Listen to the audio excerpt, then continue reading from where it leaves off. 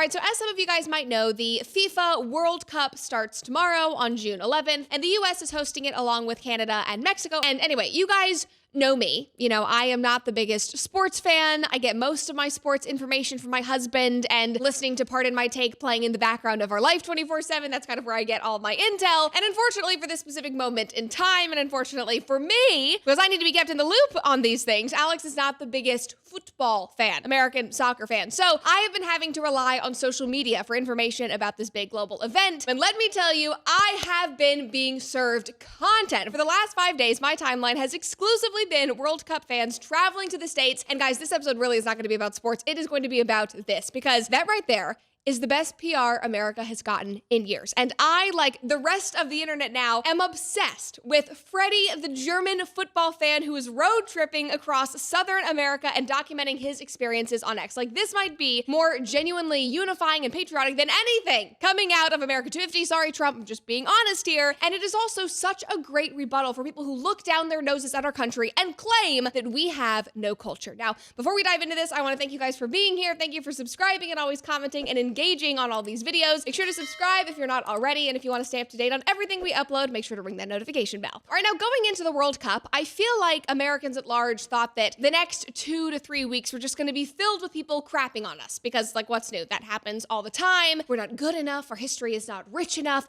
We have no culture. We are not interesting and elite like the whatever freaking European person is talking. And just to give you guys a visual example of this so we can all be on the same page, back in 2025, there was that brief moment in time where there was a US TikTok ban, and a French TikToker got on camera to celebrate Americans not being on the platform because obviously we're so terrible. And she said this. You know what it reminds me of? The Euro talk and world talk, the non-US talk, but especially Euro talk. Meaning TikTok. Euro talk, which does not have US in it, global talk without American TikTok is what she's saying. Okay.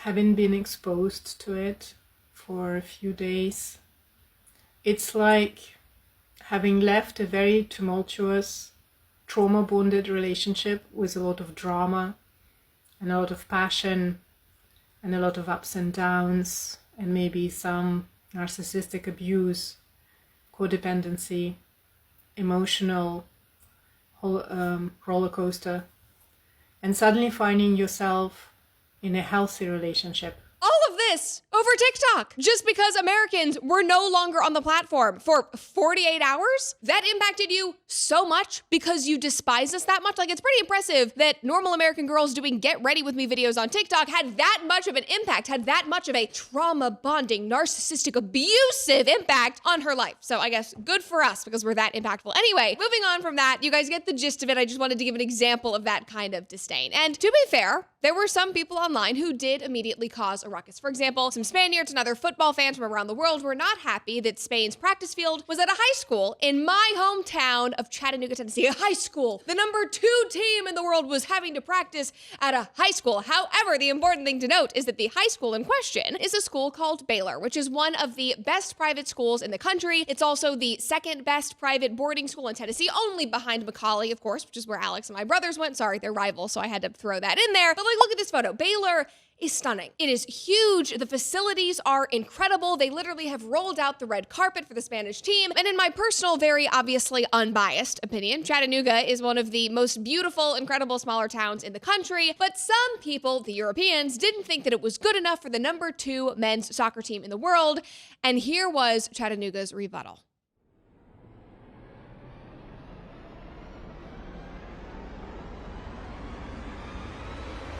All I needed.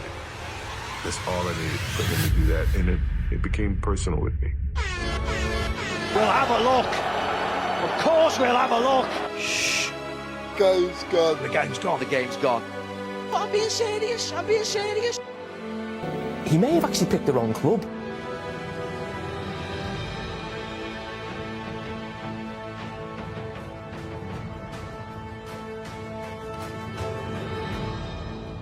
I mean, it's a fire edit and it is a fire town, in my personal opinion. Sorry, just had to throw that in there because I love it. Anyway, back to the real point of this episode. Amidst all of that grumbling in the comments about players having to train at high schools, staying at Embassy Inn and Suites versus I don't even know where they'd be staying in Europe, somewhere without air conditioning, I can tell you that. But there is something that is far more joyful and unifying that has come out of this World Cup. And his name is Freddy. He is a German fan who is spending the next month or so traveling around the US and Canada to catch as many World Cup games as possible, and his infectious excitement about experiencing America, just like normal everyday America, might be the greatest thing to ever happen on X. So he landed just last week from Germany in Atlanta, and just look at these posts from his road trip. He said, "Atlanta is so green, it's crazy, it feels like you're in a forest the whole time." Yeah, Freddy, prepare to have your mind blown because it is a forest. Literally is a forest. He also traveled up to North Georgia. He found something perfect for him. He said, "We found a German village in the mountains of North Georgia, LOL. I feel right at home." The next thing you know, he's then hiking up Stone Mountain. He's floating down the Chattahoochee River, which is amazing. And then at night, he goes on drives as they move into the next town and into Gainesville. And in Gainesville, Georgia, he discovered the American suburb, writing, "Just passing through a town called Gainesville, and this place looks beautiful. The houses are insane. Wow." And it's just so perfect and hilarious that he is loving that, because little does he know, those are the antebellum homes that the angry white liberals are desperate to have torn down because of black people, because we need to save the black people. If you get married at one of those antebellum homes, Freddy, prepare your apology, so shield your eyes and look away. Anyway, I won't go on a tangent, but I will actually go on a tangent about Grand Canyon University. You guys should know that a worthwhile college degree does not have to be expensive when you choose GCU. Now, here's the thing about higher education. Obviously, you guys know this, but most of it is a scam in 2026. You take on this huge mountain of debt, you get a degree in something that doesn't actually translate to a real job, and then 4 years later, you are broke, you're confused, and you're wondering what happened. I've been saying this for years, but Grand Canyon University is genuinely different, and that is why I keep working with them and talking about them. Now, you guys might not know this, and this is so incredible, but GCU has frozen their tuition cost since 2009. That is not a typo, literally since 2009. And while every other university out there has been hiking costs year after year, exploiting you, profiting off of your confusion and your lack of jobs, GCU decided that they were going to make affordability a foundation of the school. And with GCU funded scholarships on top of that great cost, the average student this year is paying only around $8,900 for a private Christian university, which is so remarkable. And so is the education. With hybrid online and in-person classes, GCU offers over 380 academic pathways. That's degrees, emphases, and certificates, and they are built for the real world, actual jobs. Plus, 90% of GCU students report that their faith deepened in college. So it is no wonder that while so many colleges are bleeding money and going under and leaving students jobless and confused, GCU is one of the fastest growing universities in the country. It is private, it's Christian, it's affordable, it's nonprofit, and it truly has something for every kind of student. So find your purpose today at gcu.edu. Again, that's gcu.edu. And if you decide to attend in person, I have the perfect thing for your skin while you are in that Arizona heat, or anywhere for that matter, and that obviously is beef tallow. Now, I have been using a mallow beef tallow for years. I am genuinely never going back to conventional moisturizer after this, because listen, I tried beef tallow about 4 years ago. I got hooked, and now half of you guys are hooked as well. And here's the thing about beef tallow that nobody in the mainstream skincare world wants to admit. Your skin already knows what it is. That fatty acid profile is remarkably close to what your skin naturally produces. So instead of fighting through a wall of synthetic fillers and stabilizers and mystery chemicals to maybe get some kind of hydration, tallow just works. It absorbs, it balances, it actually does what a moisturizer is supposed to do, with no fragrance cocktails, no endocrine disruptors, no ingredient list that requires a chemistry degree to decode. And Amallo is the brand that I trust the most, that I have been leaning on for the last 4 years. Full stop. It's amazing. It is a small family business run by great people in the USA. They use grass-fed tallow, essential oils, clean, minimal ingredients. They are never cutting corners because they actually care what goes into their products. And honestly, that is increasingly rare as tallow becomes more and more popular. So they are a brand you can trust. So if you have been curious, stop wondering, stop waiting, and just go to amallo.com/Cooper. Use code Cooper15 for 15% off, and your skin will figure out the rest. Again, that is amallo.com/Cooper, code Cooper15 for 15% off. Anyway, back to Freddy and back to the story. The point is, people are obsessed with him. They're obsessed with him. They're obsessed with this. Every one of his posts, it's like the most random, sweet thing. It's just like a sort of ugly photo of a street in Atlanta. And he's like, this is amazing. And everybody's like, yes, it is. It's so amazing. It's racking up millions and millions of impressions. He's been trending for various things literally every single day, at least in my algorithm. And in my opinion, there's one common reason why that I'm seeing in the comment section. And it's because we are just not used to that kind of unbridled excitement. Like somebody commented and said, I've got to say, it's it's been really refreshing seeing somebody just trying to enjoy what America has got to offer and not constantly shitting on it for views. Hopefully your experience has been and will be amazing. Another guy echoed the sentiment on another one of Freddy's posts and said, so happy to see a European actually visit America and enjoy it while the snobbish homebody ones who have never set foot in this country derail it like they are experts. Exactly. Now, the other thing that has been so special to see, at least from my opinion, is to see people online see Americans reveling in this and enjoying the parts of our culture and country that we also usually crap on, like all of our fast food, for example, that obviously is not our healthiest or honorable commodity, but it is also very American. Like one woman commented on an article about Freddy,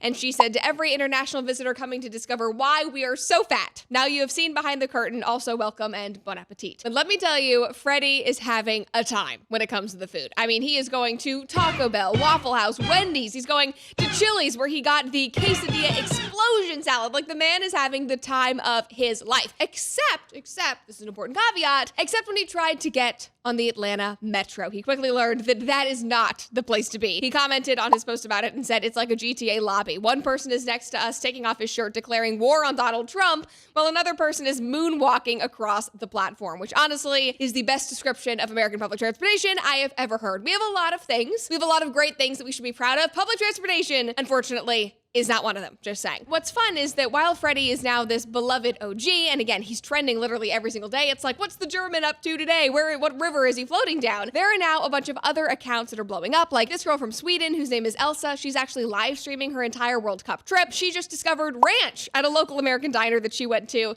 She posted, why did no one tell me that ranch sauce is like crack? Europe, we need ranch ASAP. There's also this fan who just discovered the Big Gulp from 7-Eleven.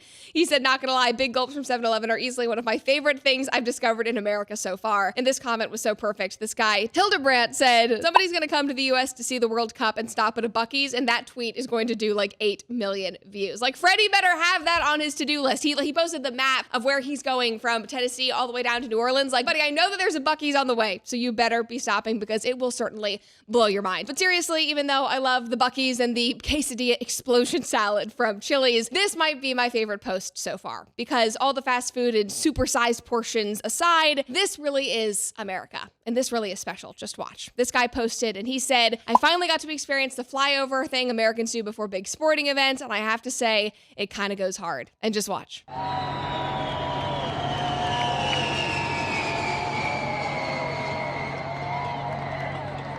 And they say we have no culture. And they say we don't do anything cool. Like, buddy, that's not even the most badass flyover we have. Like, come back, go to an SEC game, go to a big NFL game, you will see something that will absolutely blow your mind. But what is so special is that they don't even need to see the most insane, badass stealth bombers, Dorito chip plane flying over a football field. They are just as enamored by, the Big Gulps and the forest in Atlanta. And so all over X, people are now waiting with bated breath to see where Freddy and these other tourists are gonna go because it's so reinvigorating to see our country through fresh, positive eyes. Like somebody said, watching America adopt a German tourist named Freddy has been the best thing to happen on this website since Mudang. I love Mudang. Could not agree more. Another person posted and said, I'm not kidding. The U.S. Travel Tourism Board, whatever that is at the federal level, should sponsor the rest of that German guy's trip through the U.S. The dude is doing insanely good PR for the South. And I agree.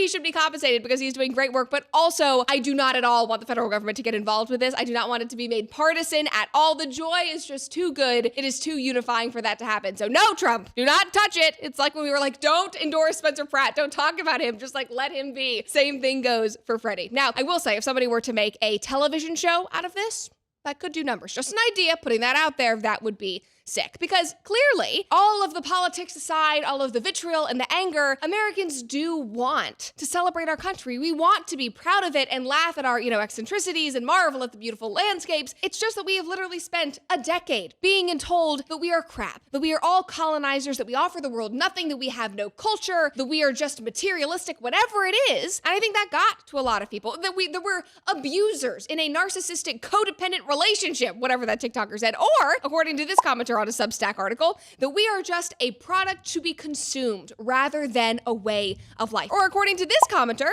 that we are simply just an economic system with no culture to speak of, where there is nothing here for men and nothing for Europeans. Oh, nothing that could tickle the fancy of you elite Europeans. I'm so sorry. I'm sorry, Tom, random Substack commenter, but Freddy here from Germany is obviously proving you wrong. And remember, the same people out there who dismiss American culture as shallow or just products, just an economic system, they consume American movies. They consume American music. They celebrate American celebrities. They revel in our sports and our food. They simultaneously mock American enthusiasm as gauche, but then they travel here to experience it. They then tune in from across the globe to watch our sports. When the NFL goes over there to God knows where in Europe to put on a big game, even though I think that that's so weird that the NFL wants to go global, guess what? The Europeans show up because they want a piece of this. And so I'm kind of out of one side of my mouth talking to the Europeans being like, no, we do have a culture, but I'm also talking to Americans to say, no, we do have one. And it's something, yes, to sometimes giggle at and roll our eyes at, but it's something that we should love and be excited to share. And it's also important to note the size difference between Europe and then just the US as a country. Like, obviously, our culture is not going to be as homogenous as a tiny country within Europe where there is barely any immigration, where they all live within 100 miles of each other and they all speak the same language and look the exact same. Like, I mean, it would be great if America had that kind of tight-knit shared culture, but just due to our sheer size, that's not the case. And while I would argue that yes, America should take more pride in our culture, we should share more values, the majority of our vibrant American culture is all regional. It is community-based, it is state by state, and so often much of middle America gets overlooked in favor of places like New York or Los Angeles. And so seeing our new friend Freddy delight in Georgia, delight in Tennessee, be so excited about things like Waffle House or the Chattahoochee River, it's just good for the soul. And after doing an entire video last week where I was blackpilling and lamenting about Nashville losing its culture and its identity, feeling hopeless with America's culture, like, this really is nice.